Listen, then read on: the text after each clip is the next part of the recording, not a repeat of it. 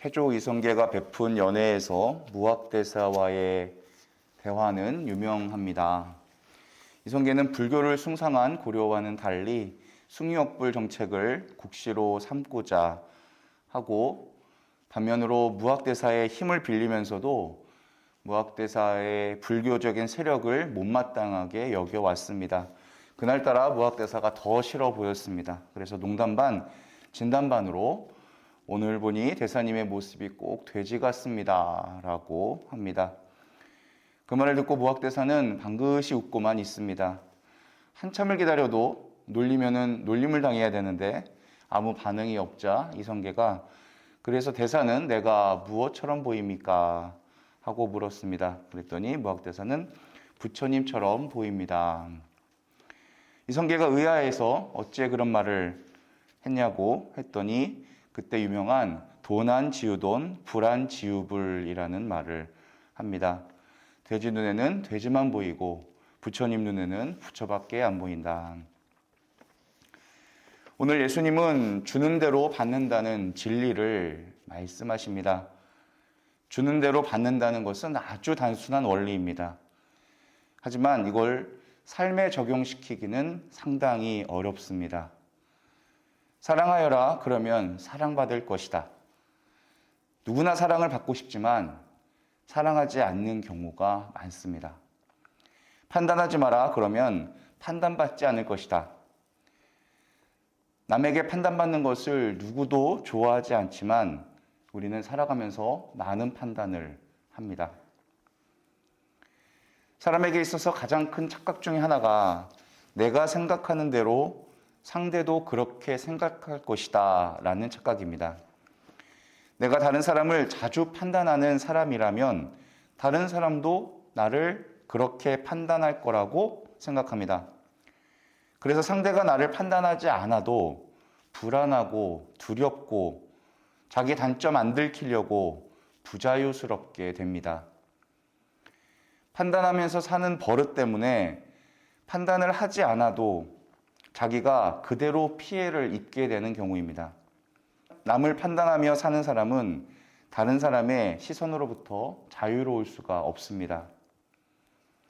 그런데 판단하는 게 아니라 오히려 반대로 내가 모든 사람을 사랑한다면 사람들이 내 가족처럼 느껴져서 말과 행동에 편안과 자유로움이 있을 수밖에 없습니다. 이것은 사랑하면 얻게 되는 보상입니다. 하느님은 완전한 분이시기 때문에 그분께 대한 기대는 실망으로 올 수가 없습니다. 그럼 믿고 의탁하기만 하면 그 믿음은 온전히 평화로운 삶으로 보상되어집니다.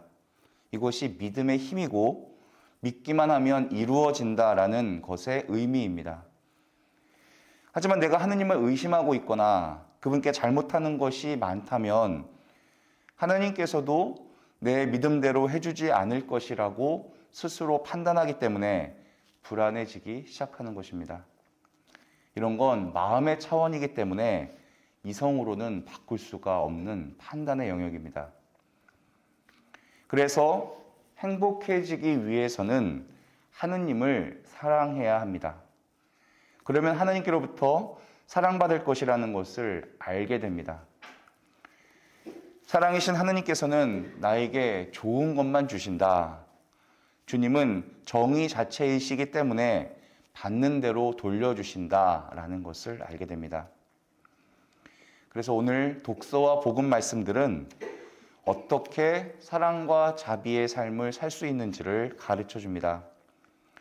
사랑과 자비의 사람이 되려면 그것이 자신으로부터 나오는 게 아니라 오직 하느님으로부터 온다는 것을 인정해야 됩니다. 왜냐하면 우리는 그분 사랑으로 창조되었고 그분의 사랑을 먹고 그분께서 원하시는 사랑을 위해 살아가고 있기 때문입니다. 또 자비의 사람이 되려면 먼저 나의 죄를 고백해야 됩니다. 하느님의 자비 안으로 들어가려면 자신이 자비로부터 얼마나 멀어져 있는지를 알고 인정해야 됩니다. 바로 그 자리에서 하느님의 자비를 다시 청해야 됩니다. 예수님께서는 내 방식이 아니라 하느님께서 자비하신 것처럼 자비를 실행하라고 명하십니다. 우리는 사랑을 갈망하고 실천하려 노력합니다. 하느님의 방식이 아니라 때론 내 방식대로 사랑하는 데 익숙해져 있습니다. 하지만 사랑은 늘 하느님 방식으로 철저히 상대방을 존중하는 것입니다. 그렇지 않다면 사랑으로 포장된 자기 만족일 경우가 많습니다. 사실 사랑이란 이름으로 집착과 간섭과 억압이 많이 이루어집니다. 부모들 중에는 자기가 이루지 못한 뜻을 사랑이라는 이름으로 자녀에게 강요하는 경우가 많습니다. 자비의 사람은 자비를 바라기보다 자신이 먼저 자비를 행하는 사람입니다. 누구든지 사랑받고 싶지만 예수님의 제자들은 하느님 마음으로 사랑받기보다는 사랑하는 사람이 되어야 합니다. 십자가에 목숨 내놓으신 예수님처럼 이웃을 단죄하지 않고 심판하지 않고 먼저 용서하고 대가를 바라지 않아야 합니다. 결국 우리가 완전한 존재가 되려면 주님과 같이 자비로운 사람이 되어야 합니다. 오늘 루카복음 6장 36절 하늘에 계신 아버지께서 자비로우신 것 같이 너희도 자비로운 사람이 되어라에 공강복음 대응 구절인 마태복음 5장 48절 하늘에 계신 아버지께서 완전하신 것처럼 너희도 완전한 사람이 되어야 한다. 자비, 크레스토테스라는 단어와 완전함, 텔레이오스라는 단어가 완전히 똑같이 사용되고 있습니다. 예수님께서 혼용하여 사용하셨을 가능성이 높습니다. 우리가 완전한 사람이 되기 위해서는 자비로부터 멀어진 자신의 어둠을 인정하고 하느님의 자비를 회상하고 주님의 사랑에 머물도록 노력해야 합니다.